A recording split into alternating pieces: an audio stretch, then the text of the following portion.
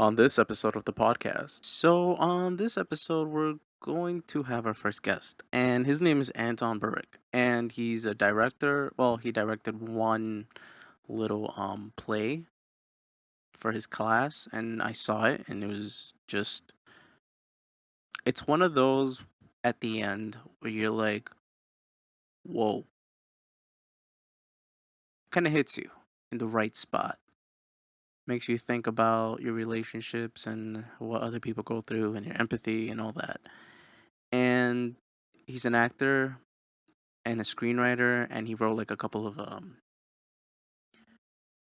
episodes for Doctor Who, and it's his own twist. He sent me one of his screenwriting episodes for Doctor Who. I haven't yet read it, but I will. I've been really busy with school and trying to get a new job and the paperwork and all that, and then I had to spend some time with my girlfriend, so me editing this is kind of like not really last minute because I have, time now. And I'll have time to read it. But I love talking to him. See, he loves Last Airbender, and we were talking about it when Netflix acquired it and posted it on their streaming service.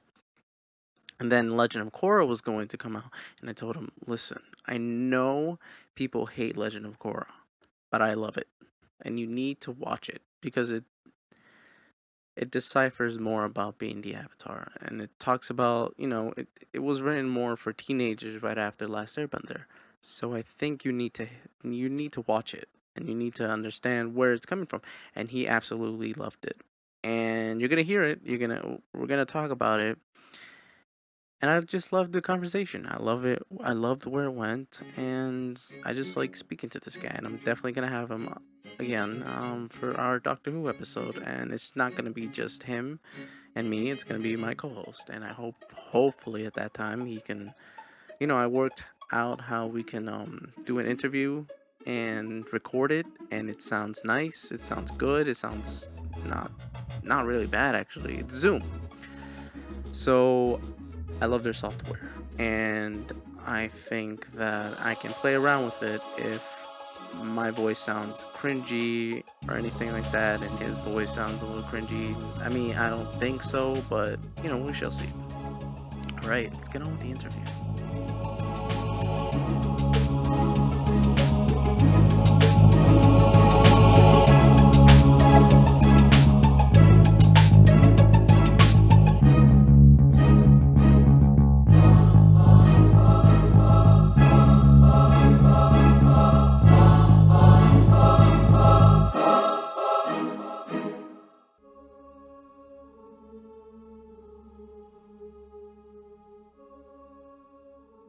All right.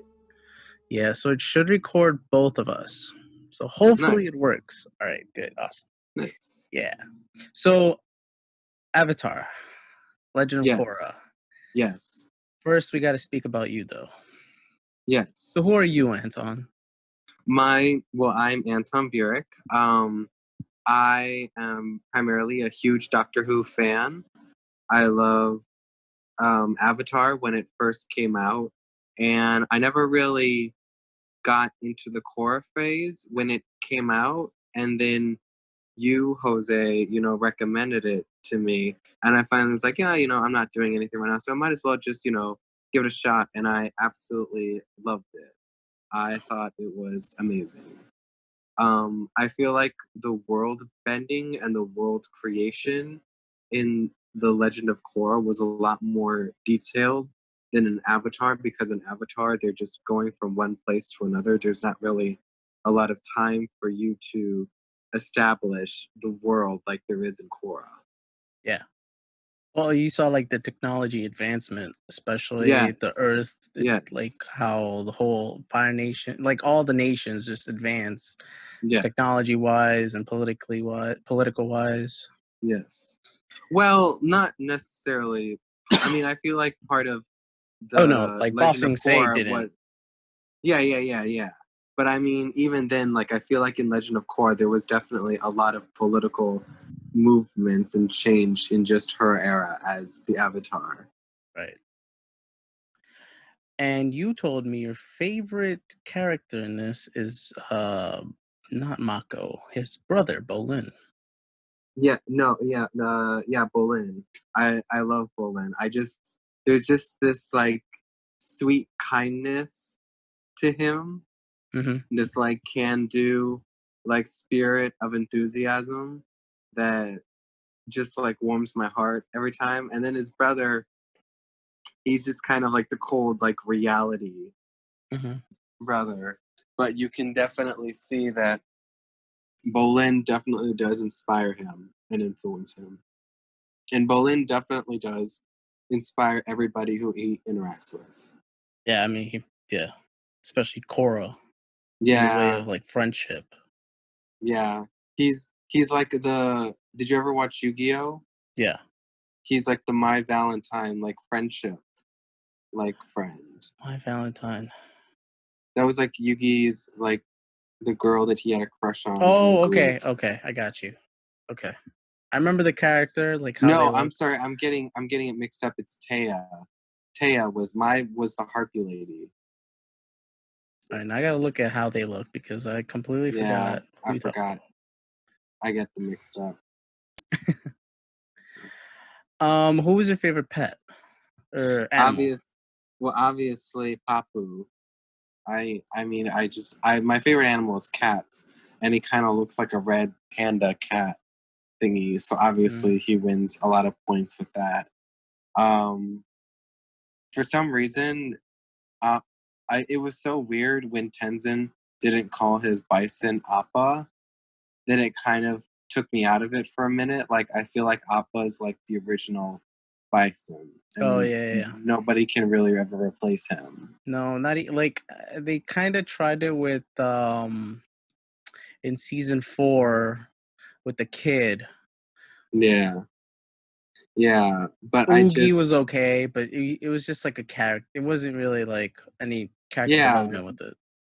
Well, that's because also we saw Appa Appa was kidnapped for like half the Oh my season, and that god, broke us our hearts. So the that library. definitely, Yeah. yeah, solidified our love for him. So it's really hard to just find a replacing Bison. Even the lemurs that Tenzin's son had. They were cute and everything, but they didn't replace Momo. Yeah. Like there. I mean, there were some funny moments with the lemur, but really, Momo and Appa are like the original bison and lemur. Yeah. Um, who is your favorite villain, my dude? I would say definitely the squad from season 3 is because of the leader, because he is just so terrifying, but like his morals are terrifying because he thinks that like the world needs to be thrown into chaos. I don't believe in that. I do believe in like rules and law and order and everything, but he was just like, I feel like he would have eventually become like a very cruel dictator. Like he kind of reminded me of like Bane from The Dark Knight Rises. How Okay. even though he promises freedom, he's still gonna like be a tyrannical ruler, and it's freedom under his thumb, Yeah. essentially. Yeah. Create chaos and then try to rule it with that chaos, but Yeah, can't really handle it. yeah. Yeah, I got you. I didn't. I found out that the villain from season 1 that he was really a waterbender. I kind of feel like I didn't. I don't know. Like I almost feel like it would have been better if he had been like a human or non-bender all along, for it to make sense that he wants to just get rid of everybody's like bending abilities. Like I mean, I get it that like it's what happened to your dad, so you need to do it to everybody else. But I kind of felt like I was kind of really into the whole at the beginning of the season, like he was a human that was hurt by a bender, so now he's hell bent on ending all benders. Like that kind of really made a little bit more sense than the twist at the I end. kind of agree with you, but I don't because the water tribe they learn how to heal. Yeah. but if they can do a damage, especially when they can take away a bending that's already been Yeah. mastered, I think that kind of like puts in perspective of like his character, why he does it, and how he learned Yeah. it. But yeah, it does make sense. Yeah, I do agree. Like, yeah, it Yeah. could have been cooler if he didn't, and he just knew how to take Yeah. away the bending. I thought though it was just for a certain amount of time where they couldn't bend, Yeah. and we could have seen that. Like, oh, okay, so Yeah. he can't really. He could just do it for a little bit of, or a Yeah. small amount of time, which I thought they were gonna go with, but they didn't. Yeah. So No, I did like the whole he could get rid of people's bendings forever like that, but I just it when it became like it was like he was a bloodbender or anything, I kind of felt like that there was kind of I don't know. But I do really like what you said about waterbenders were typically trained for healing, but he used his waterbending for evil because that's something I really noticed with this season when when you notice that like the third villain bad guy used his airbending to kill the queen, when you saw kind of earth and firebending being more used as like structural and saving, and waterbending as like damage, it kind of breaks the ideas that you had with the bendings where you think that water and air is kind of the healing lighter yeah, elements and earth and fire is kind of the destructive yeah, elements. You I kind of like, saw more of the creative, more the polar opposites. yeah, definitely. And I do And like that. did you like the lava bending? Yes, that was amazing. I really like that. I really that's one thing I really like about this season or series is they really went far with like the bending elements and everything. And they really took like Toph's first developing metal bending and create like an entire police force over it and then just continue to find ways to really expand on the elements. Like even having the guy be able to fly with airbending was Oh really yeah. cool. What did they do with fire? It was just the lightning, right? Electricity. Yeah, just the It's I electricity. think it's because of energy, because it's like you're conducting pure energy Oh yeah, that and makes sense. everything. It was just, yeah, and I like that though because he like Zuko and whatnot like taught the other firebenders, and then it was Yeah. passed on, passed on, passed on, and you see that with Yeah. like the metal bending. You see that not real well metal bending, not with lava. You only see like two people that you can recognize. Yeah, but that was because of very rare circumstances, because his parents were earth and firebenders. Hmm. So it just and that does start to what and obviously because now in this part of the world, like this is where people are, interacting with people outside of their bending world. So it does make you wonder, what would happen if a fire and water bender had a kid? Yeah, It does make you wonder what happens if an air and earth bender had a kid. It does the opportunity for sort of bending mixes are now kind of there now that they've implied that like with fire and earth you can be a lava bender. with that, you're saying, seeing with the kids, what did you think about Aang and Katara as kids? I like kids or grandkids.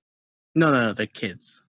Oh yeah, no, I really liked it. It kind of felt like all three of the kids had different aspects of their parents. Kind of even Tinzin's brother, who was first a non-bender, but then I kind of feel like he has Aang's like irrational behavior, but then he also has Katara's like we have to think of this, we have to be clever. So he's both irrational and like thinking at the same time. But then you have kind of Tenzin's like more of Katara's like we need to behave, we need to do things the right way, but he still has his father's like really strict airbending air training in him. And then his daughter, she kind of reminds me more of Katara, like she kind of just because like she kind of like more of Katara's bossy side, like that just like I'm trying to think of the right words to describe it. Well, how would you describe her? Mothering, Yes. compassion, more of on your ass, Yes. basically, but it's Yes. also like letting you be. But that kind of reminds me of like first season Katara, especially when how much she had to deal with her brother and Yeah, everything. yeah. Yeah. Do you believe in the conspiracy theory that Toph and Sokka had a kid, and then Toph, later on moved on and then went and made the second sister because they were both stepsisters. Stepsisters. I'm sorry. Yeah. Oh, that Sokka is one of the parents? Yeah. Which one do you think? I've just heard of this for the first time right now. Which one would be the Sokka's parent, or would it be a third? No, I think it would not be Lynn. It would be the other one that had like her own city. City. My only thing is, I can't really think of what elements of like Sokka are in the two of them. I mean, the first thing that I'm trying to think of is like Boomerang, like maybe like Oh she, yeah, yeah, yeah, yeah. I don't know. Oh, I they both just took a lot of aspects of like Toph more yeah than they did about their fathers, or maybe we don't know. I mean, that they never really yeah elaborated anything on it.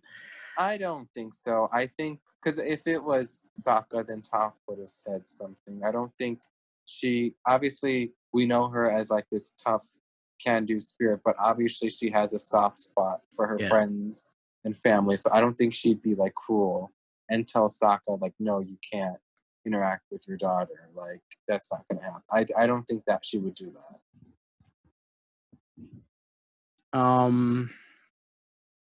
What was your favorite returning character?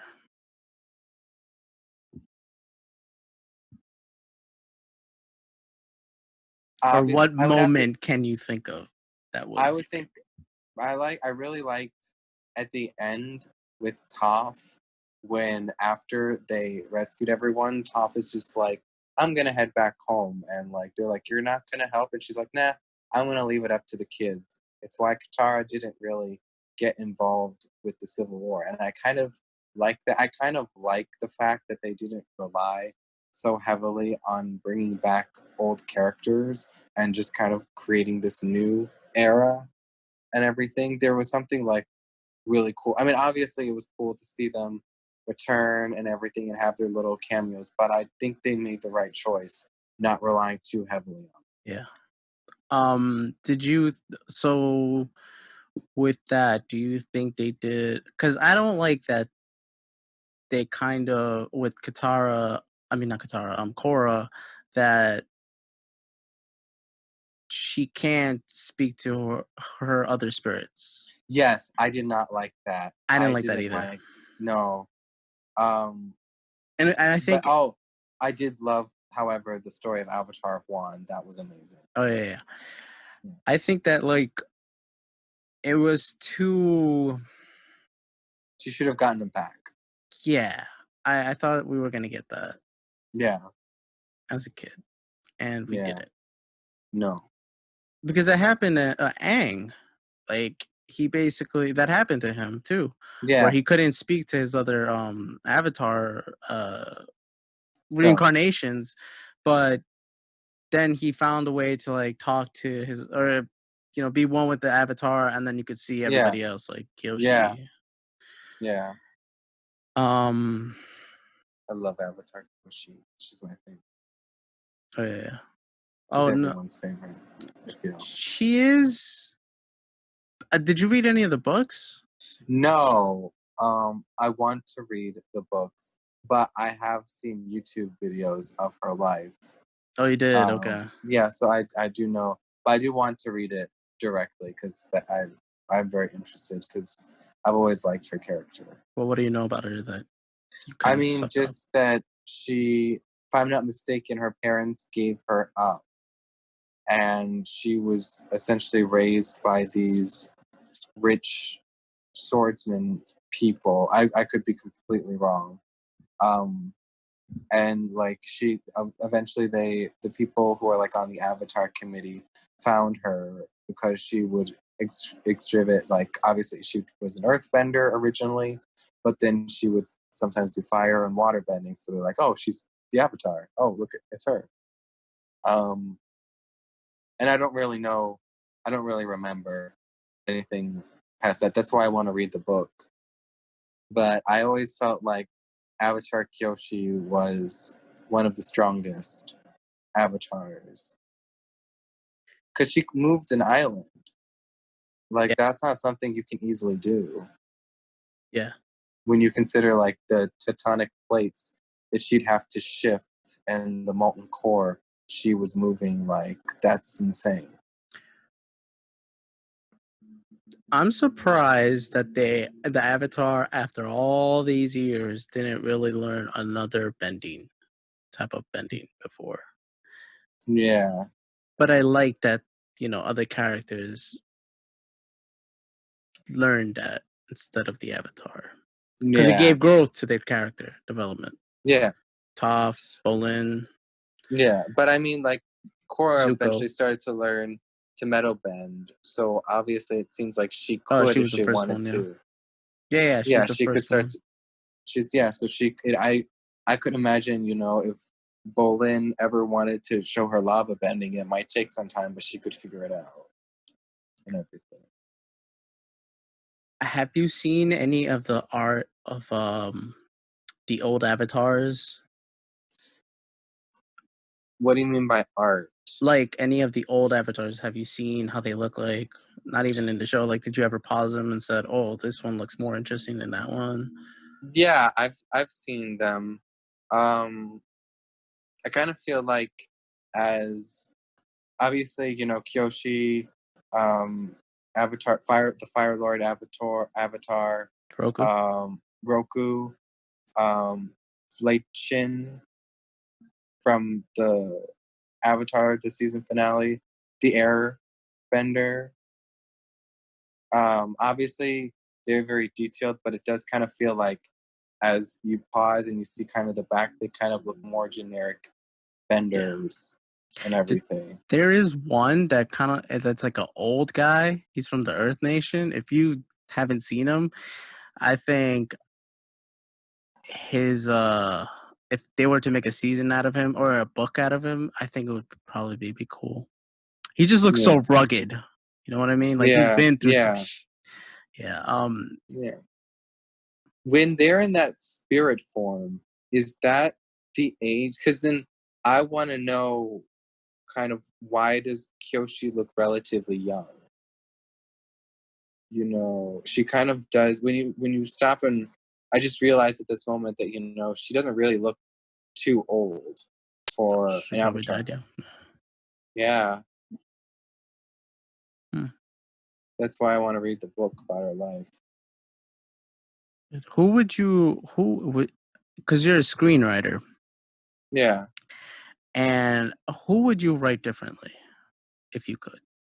I wouldn't I wouldn't change a single thing about this series. I think it's too perfectly created. I just think all the characters really interact with each other very incredibly. Um, every character has their funny moments. I wouldn't want to go in and change anything about Korra or Avatar. I think that they did an incredible job with them, in my opinion. Who would you name the new Avatar? It would probably Because it's an have Earthbender to, next, right? yeah, yeah, yeah. It would be earthbending. So Would it be a girl or guy? for some reason, I'm like, I know. What if it was like Toph's granddaughter or something, or great granddaughter or something? I don't know. Like, I feel like it might either have something to do with Toph's family or someone completely different, just like some random villager.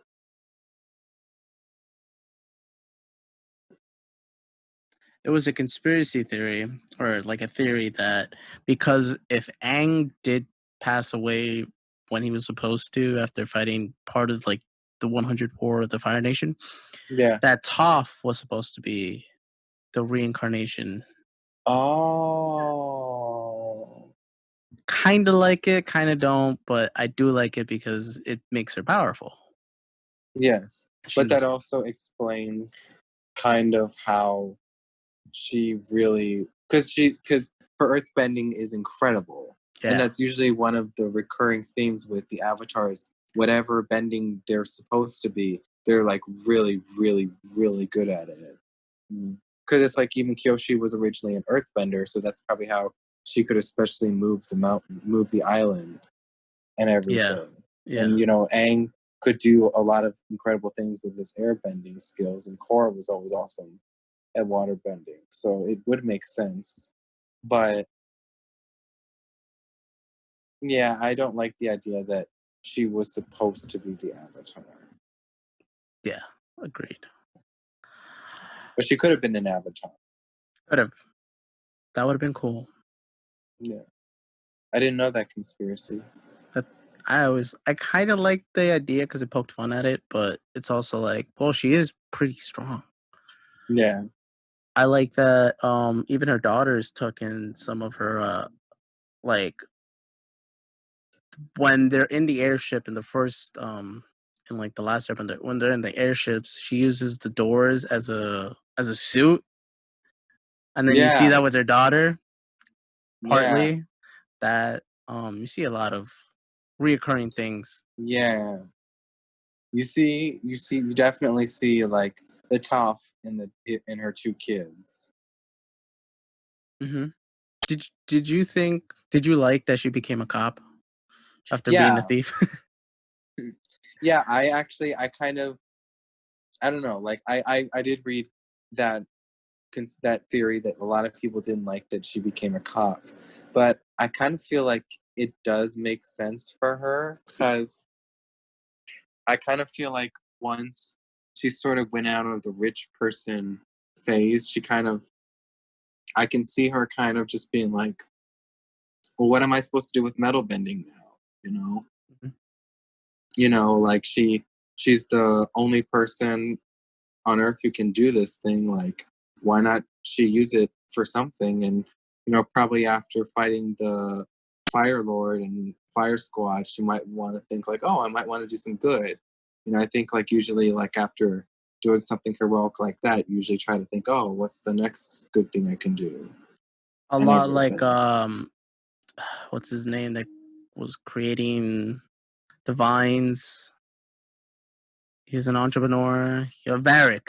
There you go, Varric. Yes, yes, Saw the good side and like trying to help humanity instead of yeah, being, all about money and trying to yeah. get powerful I like think that. that's kind of Toph's like a little bit of Toph's arc is she is a bit of the rich kid for most of the series, like being spoiled and kind of wanting her way most of the time and being able to get out of doing things that she doesn't want to necessarily do Mhm. and everything. Like I think that is a bit of her arc.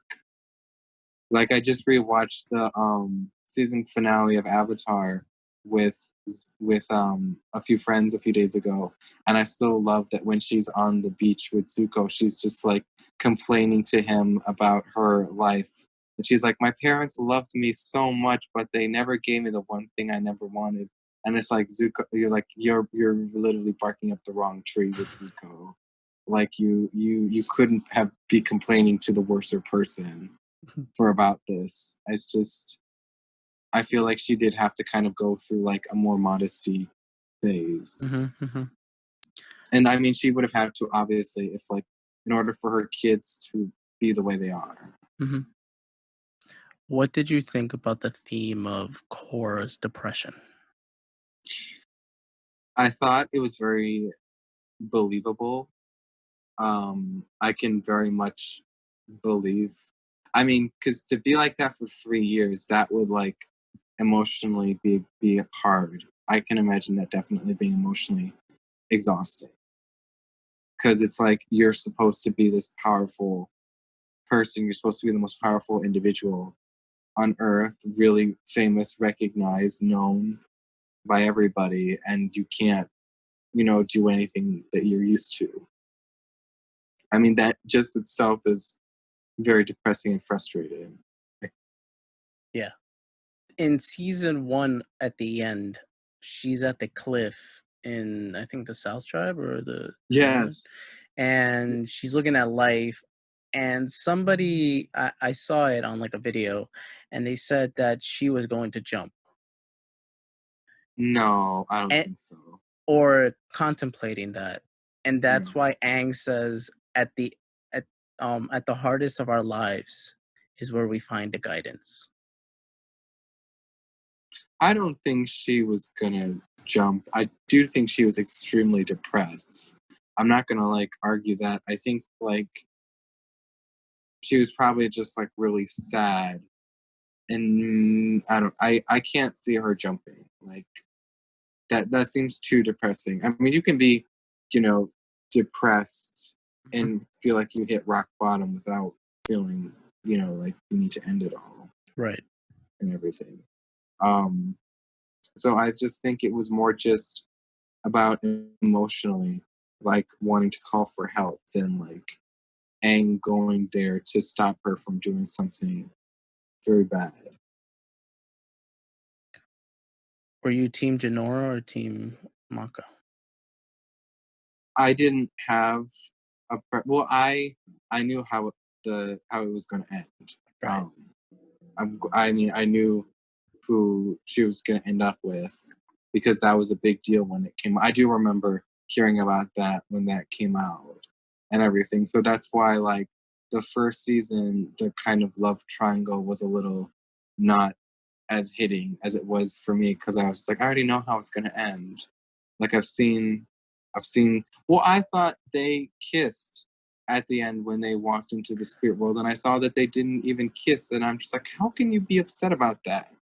Like, That's what how I can said the too. I really thought they kissed at the end, and I didn't even think that that was the last episode of the series of them walking into the spirit world. I could have sworn, but this is like a Mandela effect, that they were in the yes, city, and Janora is leaving, and then Korra's like, "Yeah, I'll just go with you," and then yeah, they kiss, and I thought that's what it was that everyone got pissed off at, but it wasn't that. They no, they just never walk even off. kiss. They just hold hands. Yeah, it's, I mean when you consider that like literally the season before that you watched the Queen of Bossing say like suffocate to death where he actually pulls the breath out of her lungs. I'm just like, wow, really weird standards. Yeah, very weird. Damn, I forgot what I was gonna say to you. It's okay. Um,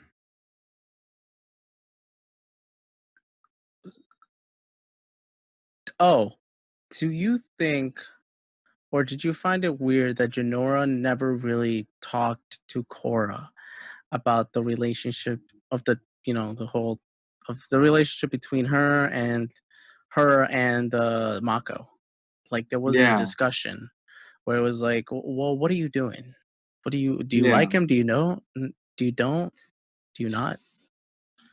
I have no idea how to, because that love triangle, if I didn't know how it was going to end, I don't know like how I would feel about that just because it was literally like Korra with Mako. No, it was like Mako and what was her name again? Janora? Korra, Janora, Mako and Janora, then Mako and Korra, then Korra is depressed and Mako's with Janora, like it was flunging back and forth like constantly, and it never really felt legit. Like it It just kind kind of of felt like. Yeah, it just felt Well, like again, I knew how it ended, so yeah, yeah. But it kind of felt a little toxic yes, because it was like, do I like her? Yeah, but I also like her a lot, even though I just met her like a few minutes ago. yes, And I fought yes. with her in the competition, but I also like this girl because she's really, really pretty and whatnot. I don't know. Mm. It felt weird. I can see it as toxic, especially if they don't talk. about Yeah. everything that happened. They barely did, or like Janora just talked about, or Janora just argued. I would have liked to see in a scene where they argued with Korra, like both of them just argue about Mako. But Yeah. then I'm like, well, that's a little stereotypical, where the the ex and the girl just talk it out about one another, about a guy. Yeah. It's always about a Yeah. guy. Yeah. Kind of makes it But very I do, Hollywood. yeah. Yeah, but I do kind of feel like since they both did date Mako, that like they should probably address it at some point. It's not like I don't, yeah, it should be something that should probably be addressed eventually. Well, it didn't.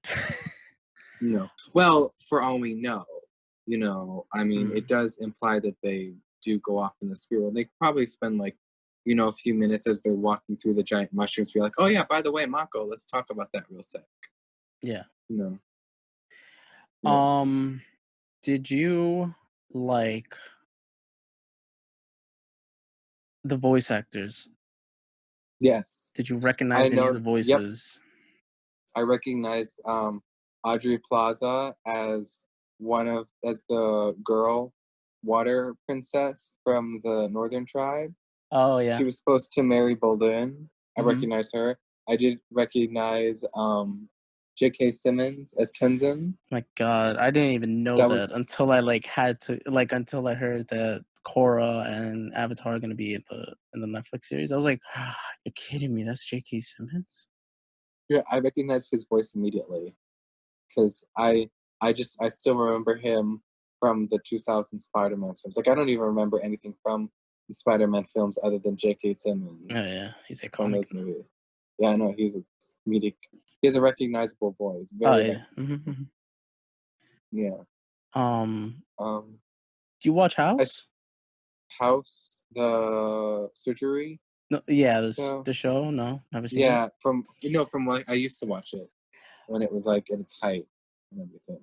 Do you remember kind of like the love interest of House, Yeah, Lisa? the brunette lady. Yeah, she was Aya in the show. Kaya, Oh, Kaya. Yeah. which remind me, which one was Kaya? She was the daughter of Aang. Oh, okay, yeah, I can. Okay, now I hear the voice. Yeah. Oh Mm-hmm. wow, I Yeah. didn't realize that. Yeah, Um. I felt like there were a lot of recognizable voices. Like I swear, like I thought one character was voiced by Betty White or something. Maybe, possibly. Oh well. Not that I could recall. I'm looking at the list too, just in case, but no. Um, Richard. I can't pronounce his name. Riehele. Rayleigh. No. If you Richard see his Riley. face, yeah. If you see his Yeah, face, I feel like if I see a lot of their faces, yeah, I'm more of a I face would. guy than a name guy. Yeah, me too. But he was boomy, which I was like, yeah, I could hear that definitely after watching it. Okay, I'll have to look up these faces. Mindy Sterling, does that ring a bell or no? Yeah, that name does sound familiar, but I don't remember her face. Let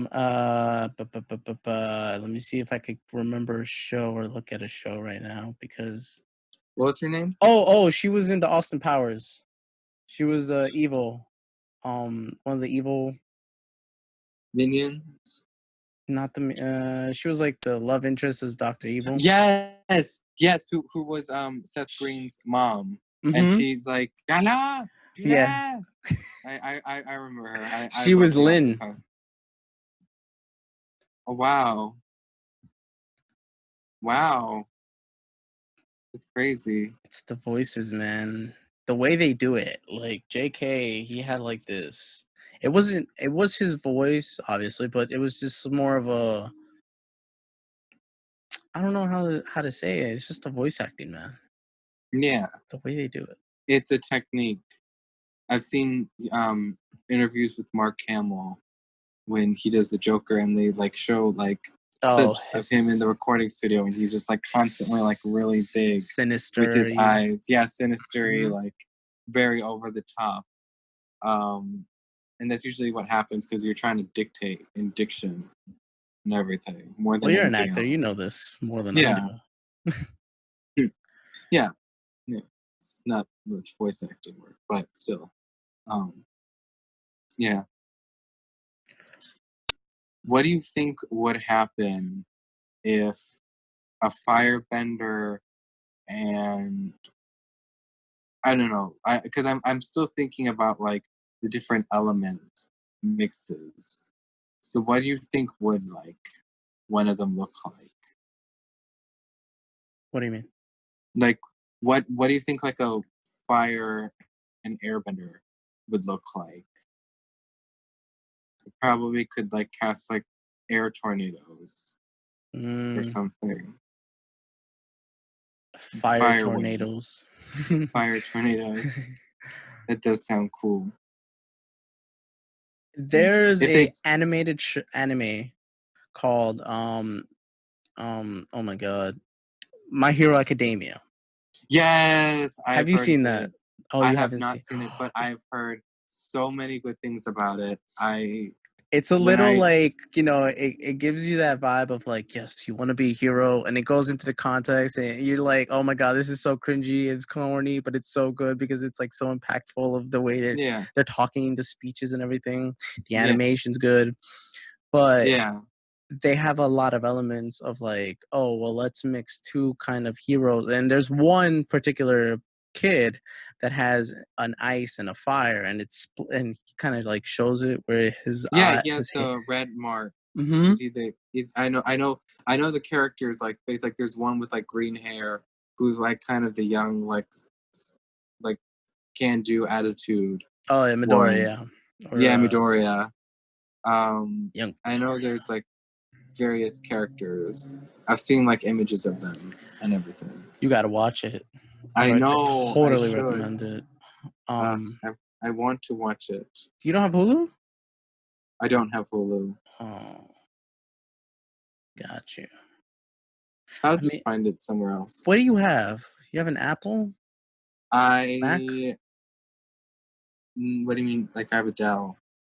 Oh, you have a Dell. I think there's an application. I'll send you something later on. Okay. Can't Yeah. discuss it here because Yeah. Yeah. But yeah, a lot of like that type of show, and they're mixing stuff and all these type of heroes. I like it. It's kind of like original, Yeah. Yeah. a lot of original work, and this show original. Yes. Did Avatar is definitely original. did you so? Where would you live? What nation would you think you would be from? I feel like I'm a lot more on my feet. So I want to say either like air or water. But I'm leaning more towards air. Air. So But you but think you would I live the can't be a nomad life? I think only because like I'm very much on my feet and very like moving and Copy. everything. I have problems with the whole being a vegetarian and letting go of like earthly possessions. Oh, you're a vegetarian. No, I'm not a Oh, vegetarian. you're I'm not. not. You know. That's one of the problems. I I tried it for a I month. It's good. I tried it for a year and a half. It wasn't fun. Wasn't fun for you? Depends on where you Well, ate. Like I yeah, could give no, you I some would. good restaurants. Yeah, it wasn't that. It's just like I just eventually missed meat too much. Oh, okay. What'd you But that's eat? because I ate like a lot of tofu, vegetables, tofu substitutes for like chicken and beef, Hmm. pork. I had family friends who were chefs make like vegetarian meals, but I'm not really a big vegetable fan, Hmm. so that was one of the problems. What was the first meat meal you ate, if you can remember? Pork, Pork. Got you. yes, yeah, You a bacon guy or not a bacon guy? yes, I love bacon. I like bacon, but I can't have too much of it. Yeah, no, no one can. That's No, because no, it's it's bacon. yeah, that, but it has like this weird taste. It's not the fat, it's just weird. Yeah, It's like too salty. yes. Which Where do you think you would live if you were a bender?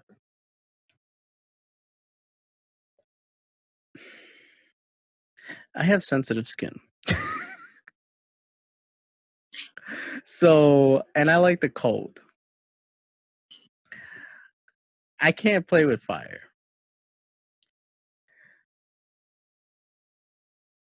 I think I could be a vegetarian, but I can't be able to shave my head. I think water. Yeah, I was about to say water. Yeah. Wa- Yeah, because you kind of like go with the flow. Like you just like let things move and pass, like the Mhm. water. Did you like the themes or the political side of like any nation? Yes, yes. I thought the politics were kind of relevant to today's kind of political hype, not just in America, but in other parts of the world and everything. Hmm. Um, and I mean, even there were little things like I do believe in like the class hierarchy embossing, say, where you saw like the poor people like rising up and like taking things.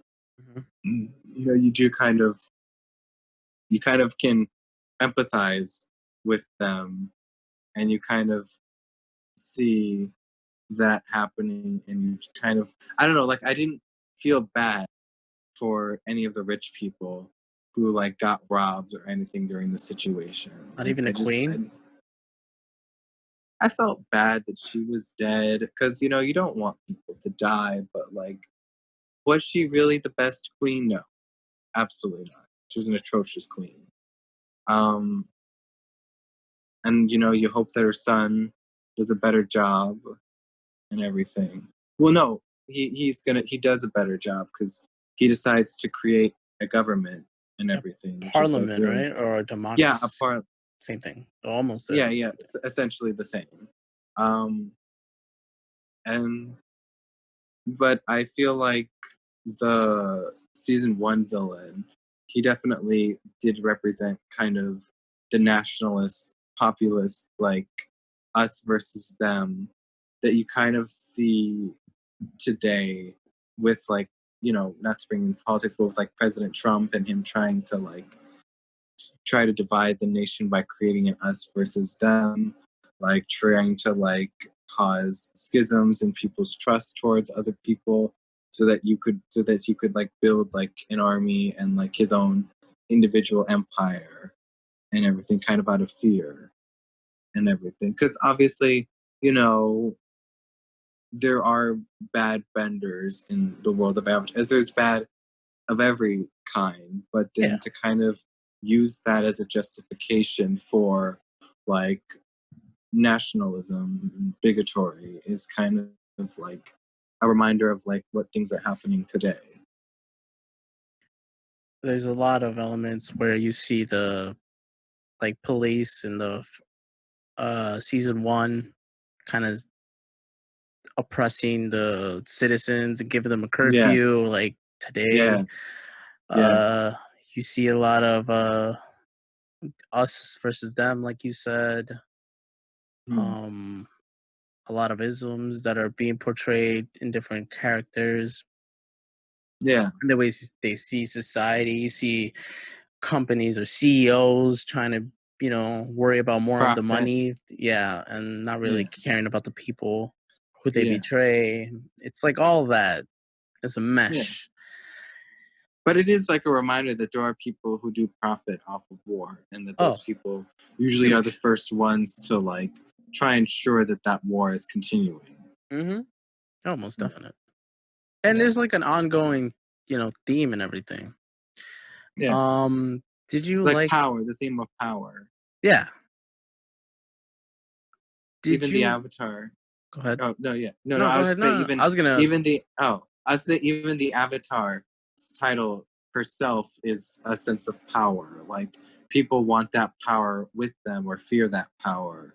Like everybody either like wants Korra for something or want to use Korra for something. Yeah. Did Yeah. you like Republic City?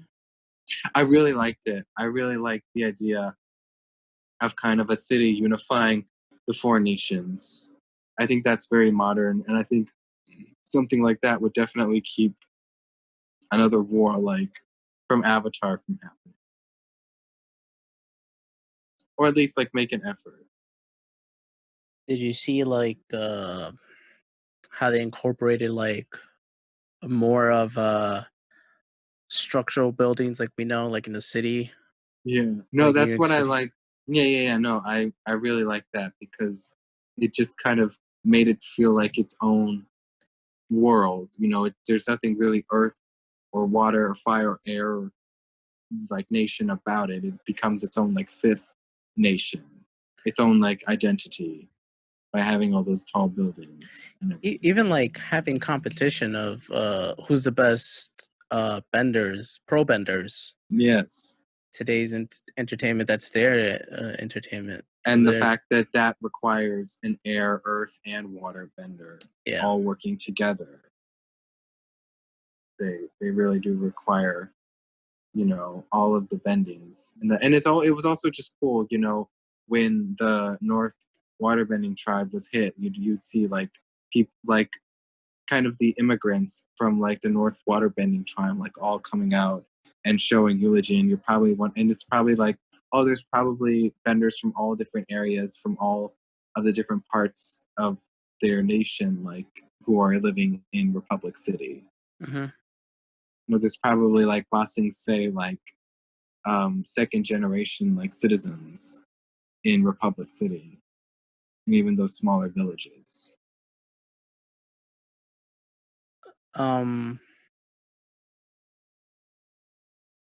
would you think Bossing say is kind of like the United States, even though it was mostly from taken from, was it China? Basically China. I would say Bossing say kind of it can represent America, but then I can name a few other countries, especially like today, like Belarus and Eastern Europe, because their dictator is a dictator. And there's a lot of poverty going on there, and he's just trying to keep control of power. And it's the same kind of in America, where you do have the lower classes and middle classes and upper classes, and you do see that more through especially because of the pandemic. You do get to see, the classes a Hmm. lot more clearly based on who's an essential worker, based on who is on furlough or doesn't have to work, or people who are still working but are working from home. There are those, you can tell the classes in Yeah, it's America class based system, on, caste system, basically. yeah. Yeah, but it's definitely become a lot more clearer in the pandemic. Yeah. Um, Spirit World. The season Yes. 3 mostly touched on that. Yes. What'd you think? I loved it. I loved the inclusivity of the spirit world, but I still loved, especially that they still kept a lot of mysterious. Like they didn't just suddenly make it become a super known world or anything. They still kept a lot of mystery to it, but they still explored the spirit world very well.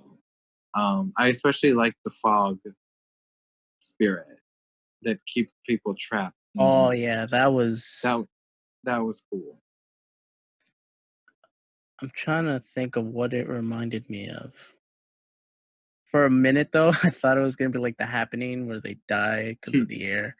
Um, Yes, but it wasn't. Bird Basically, Box maybe. say that again. Bird Box maybe. Hmm. The Sandra Bullock Oh, I didn't see that yet. movie.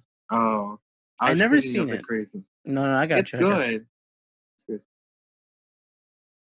But I just like the idea of you going crazy It's in the basically just mist. like living in it's a representation obviously of hell, Yeah, going crazy in hell. yeah, Um, did you like that the spirit world was now part of the like Earth yeah. regular I like reality? that. I liked.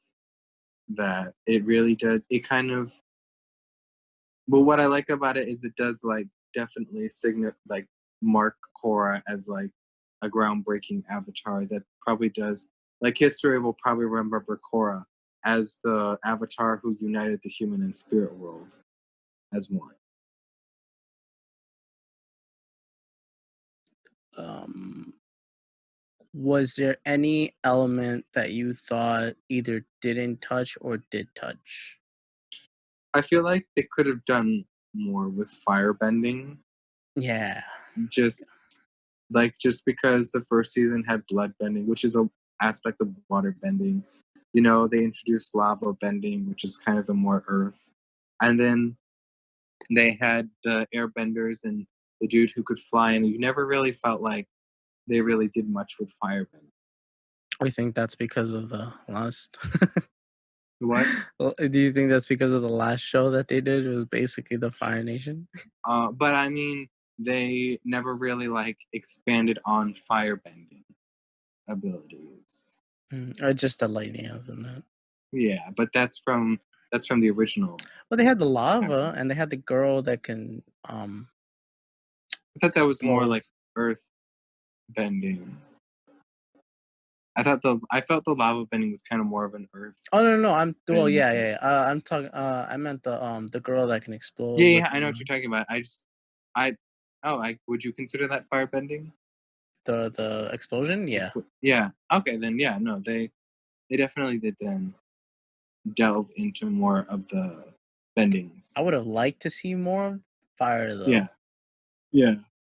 More of the dragon. What do you think of the dragon with Zuko? I love the dragon. I love that Zuko had a dragon. I was a bit side note, I was a bit confused. Did Zuko die in season 4 or No, something? no, he went back to the Fire Nation.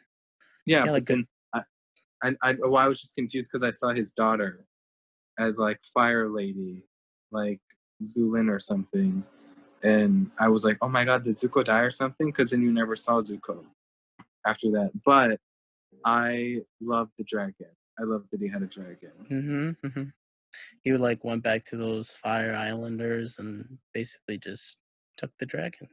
Yeah, Became like Roku, yeah, which they gave him like that kind of adaptation or his the way he looked kind of looked like Avatar Roku. yes. Mm, I don't know what else I can think of. I like that he named his son Hero after his uncle, Oh or yeah, Iroh. Iroh. I Did you thought that like was that the cute. voice actor was the same? Yes, I recognize. That's how I knew that was Zuko's His son. I heard the voice and I was like, oh, that has to be Zuko's son or it, grandson. for me, it didn't fit his face. I wish they had done more with him because he only appeared in that first season. No, he appeared in season 4. I don't remember him. He was yeah, he was part of the squad that got his ship blown up, I think.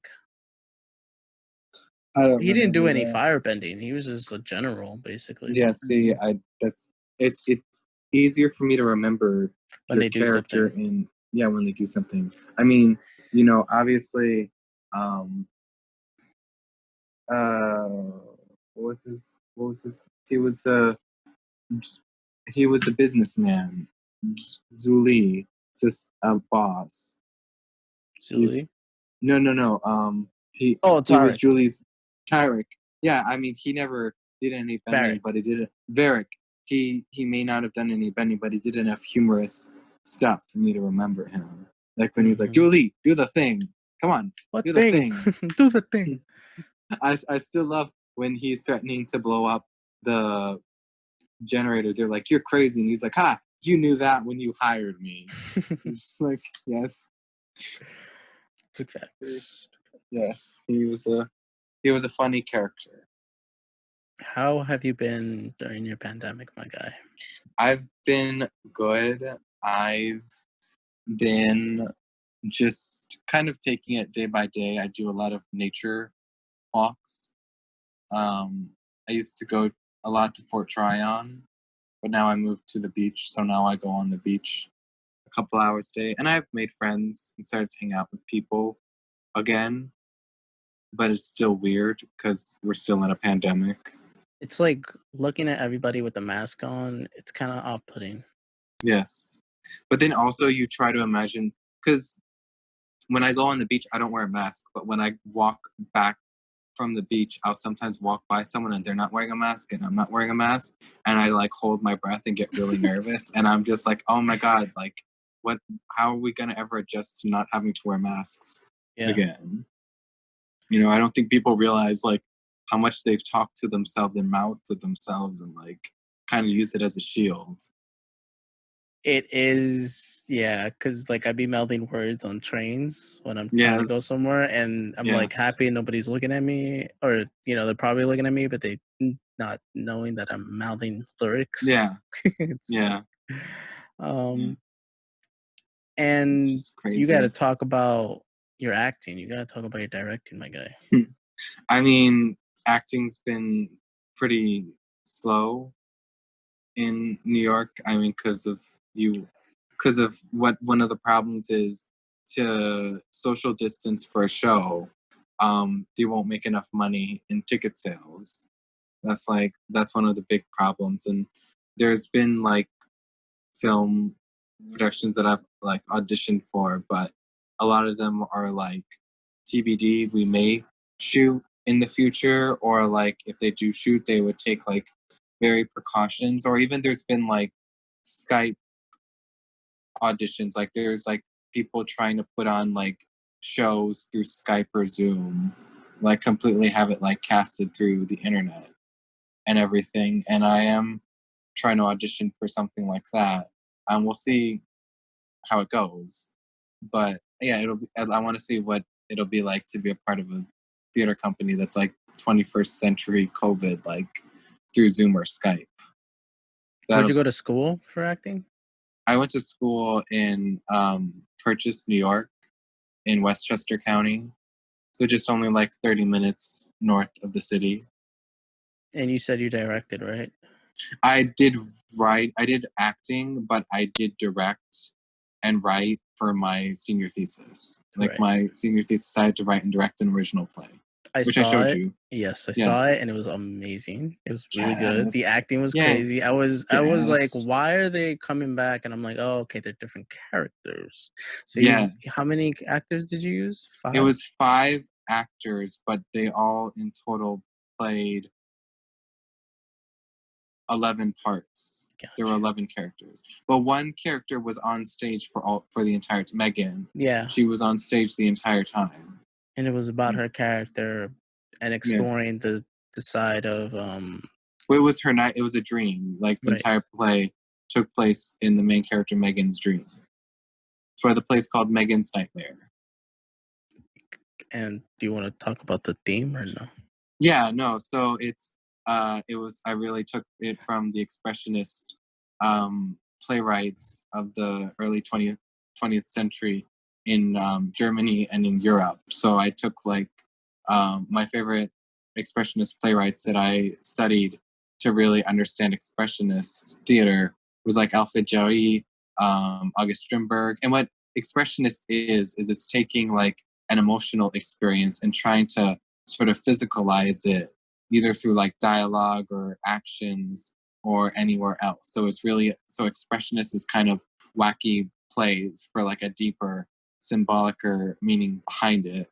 So like a lot of the plays that I've read and studied, they were like a lot of them were about like social issues, about like people's personal like struggles, and they really tried to find ways to kind of exaggerate and sort of express those emotions in like the dialogue, in sort of the scenery, and sort of the characters like physical transformation. Like a lot of expressionist plays can be very descriptive on like what the characters are doing at times to really kind of show them and their evolution in more than sort of kind of the traditional normal ways that you would see a character's like transition and process and character arc.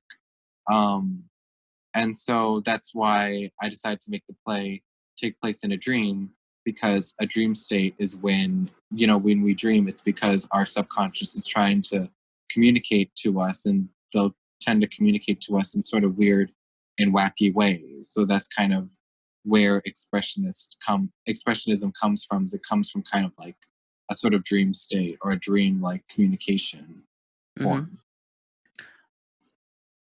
And you've been writing. Yes. What you've been writing about? Yeah. So Gotta in put your stuff out my there. yeah, of course. So in my free pandemic time, since as you and I both know, we haven't worked since March. Yeah. Um, so I started to write my an original Doctor Who series. So I ended up writing 12 Doctor Who episodes, screenplay episodes, where each one averaged like 50 pages and everything. And it's with a new doctor that I created, kind of based on Dr. Dolittle, the 1800s classic children's story by Hugh Lofting. They did a movie adaptation of it in January, and I saw the trailer and I wasn't impressed by it. And I I heard really bad reviews about it. yeah, Um, I don't want to I say that I don't want to watch it, oh, I but never want to watch it. I saw the trailer and I was absolutely disgusted by it. yeah, I was I like, was where are they disgusted. going with this? I'm like, they I don't kind of know. showed us everything. It doesn't seem convincing to me that it was going to be anything new or anything. It was completely inaccurate to the books. Like in every instance I saw on the trailer, like one thing that really bothered me from the trailer was there was this like scene where the doctor was like being attacked by a tiger, and like the tiger's like hello lunch, and that really bothered me because in the books like every animal in the animal kingdom knows Dr. Doolittle, and they know you don't hurt Dr. Doolittle. That's part of the gimmick. He's known throughout the animal kingdom, and it's just like it's moments like that where I was just like, oh wow, they did not read the books. Like they did not do their research when they did this. But I made this doctor a real Dr. Doolittle style doctor, which is the kind of whimsical, adventurous, like jolly by nature, like optimistic, like, oh, I love discovering new things kind of doctor. Um, on 12 adventures that I wrote that kind of relate to things from COVID. So there is a pandemic episode. There is an episode that takes place during a pandemic.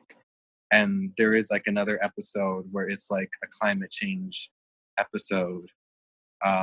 So definitely the real world did influence these episodes and everything. A lot of even like the new stuff, it's not even it's like the talk that they do, the theme that they did, like what they did with the oxygen episode. Yes.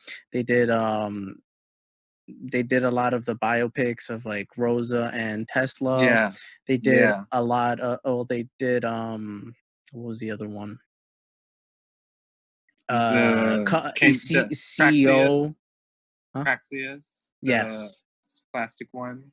And the CEOs of the Yes. companies, like that's a lot of like what today is society Yeah. is speaking about change and all this. But this is nothing new that shows have done, especially Doctor Who, Yeah. they talk about everything else in Yeah. like other seasons, and the people are acting like, Yeah. oh, this is new because it's a woman.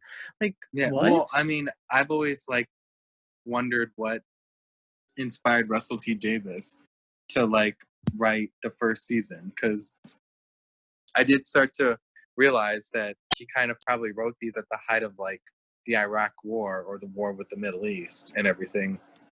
And there is kind of sort of a war kind of mentality in the episodes when you see like when you remember there's like a two-parter that takes place in World War II, you know, kind of the end of the world, you know, Lady Cassandra's in it for the money and is willing to like kill everybody so that she could get her money and profit and everything. You know, you do kind of wonder what was even going on in Russell T Davis's mind and what were Russell T Davis's like emotions when he wrote the first season. Are you my mummy? Yes. Are you my mommy?